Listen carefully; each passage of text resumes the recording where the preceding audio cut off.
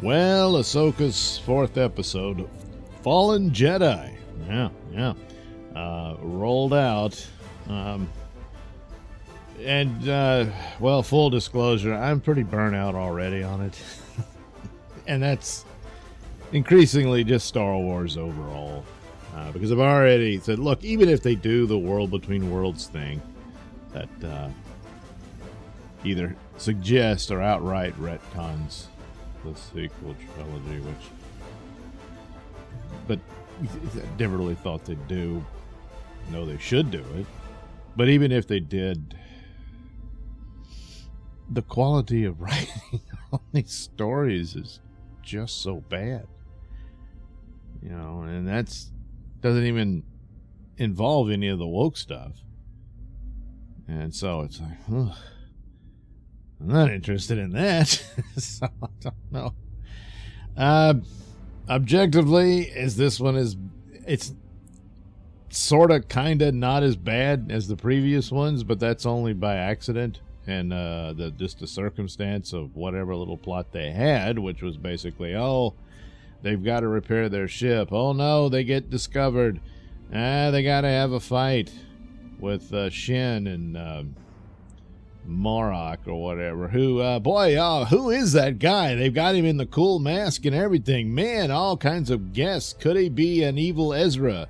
Is he a clone of Ezra? Is he a clone of Anakin? Is he a clone of Luke? No, he was just a bunch of gas.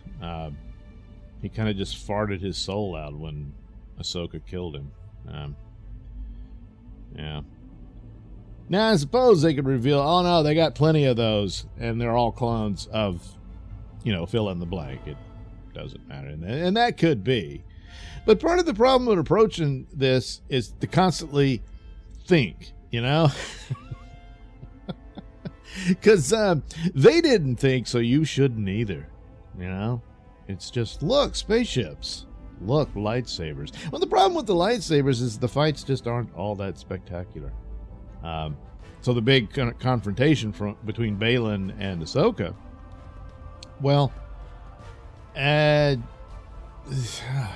a while they stared at each other for, and then they go at it, and then there's plenty of opportunities for Ahsoka to take him down. One point he stops, pauses, looks for a rock to use the Force to throw at her, and she's just like the droids who attacked her in the first episode. Let's just wait. They're terrible at the choreography of the fights in this series. So, and I know there's not a lot of room in the volume green screen room. So, but seems like you could have figured something out. But anyway. So, and also full disclosure, I was doing laundry in the midst of this show.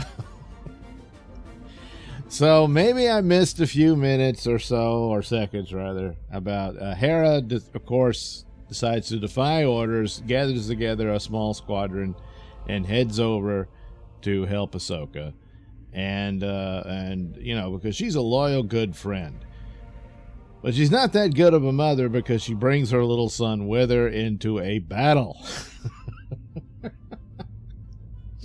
And so I say the laundry thing because I thought, well, maybe, did he stow away on the ship and I missed that part? Because then okay, all right, he wasn't supposed to be there, but by the time she's halfway there or over halfway, he's like, hi, Mom. And he's like, oh, you bad kid.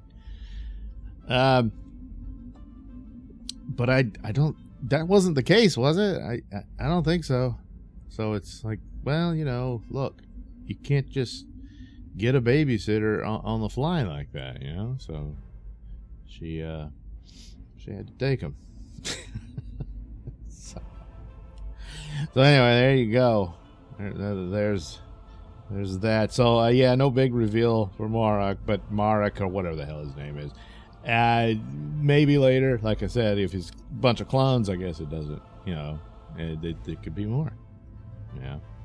And they'll say, oh, yeah, see, we tricked you. We thought of something after all. Yeah, that would be a trick. So anyway, oh boy, the battle's kind of going Ahsoka's way. Meanwhile, Sabine is duking it out with Shin, and there, again, the fights weren't that great, but at the same time, they're just letting her do her Mandalorian thing, which is what they should have done from the get-go. I mean, the idea that she's going to become a Jedi, the fact that they even bothered to set that up, yeah, that really tells me they're going to go through with that, when in actuality, her Mandalorian skills were enough. Especially against this Shin character who's, you know, more bark than bite. You know, she's really not up to the task. And that's the historical thing within the canon of Star Wars. The Mandalorians were the ones who really went toe-to-toe with the Jedi, you know, and so they're special. So, and that's all fine and stuff, but they all come together at the Stonehenge, you know, fighting over the map again. And Ahsoka seems to go off the cliff. Oh no, Ahsoka. Well, you know how that goes. But so Balin says, hey, look, you want Ezra back. I want Thrawn. Not that way. And, of course, probably not that way for her either. But anyway, the point is, let's make a deal. So she decides to do just that. So there they go. They set up the map again. They're ready to go. They jump back on the ship. Oh, Balin destroys the sphere because no one will be following us. Well, they kind of already saw it. Yeah.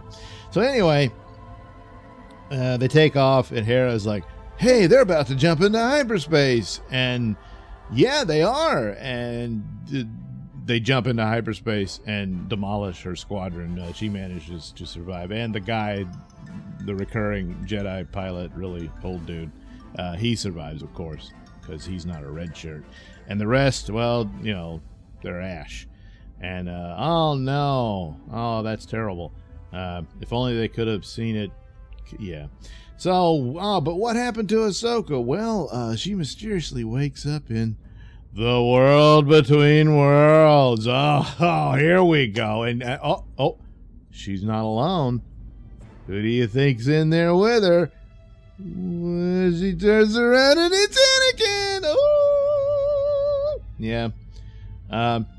Well, with the lighting and everything, I guess they kind of, sort of did a better de-aging of him in this one than they did in Obi-Wan, but it's still, I don't know, it was looking almost, I guess I can't say it as bad as the Flash was in the movie, but you know, it wasn't all that. But anyway, so there they are, and she's, oh, Anakin, and he's like, yeah, it's me. And so that's the big surprise, and they end on that. Tune in next time. So, I mean, yeah, with the world between worlds, she could probably undo the previous episode. We got to start all over now. Or maybe she could just jump on over to wherever Thrawn and Ezra are. And they're just sitting there in their drawers playing video games and eating popcorn and stuff. And then they all show up. What the hell? Oh, well, there's still some popcorn left if you want any. And then that's it. Nah, they'll get him, and this is supposed to set up their new direction, you know, for Thrawn and all that, but I don't know. Just, like, you know, don't really care, because it's just not that good. I think you waited too long. Anyway, again, Marok was nothing but a bag of gas. So far, again, hey, we got some more standing around. So maybe they'll do that. And they'll be, what? Another one? You know, because of the clone plot thing. But again, see, I'm thinking about it. You know, and they don't do that. So that's the mistake. You know, it's just, well, it had spaceships and lightsabers in it, so that's just going to have to be enough, you know? Oh, it isn't? Whoops.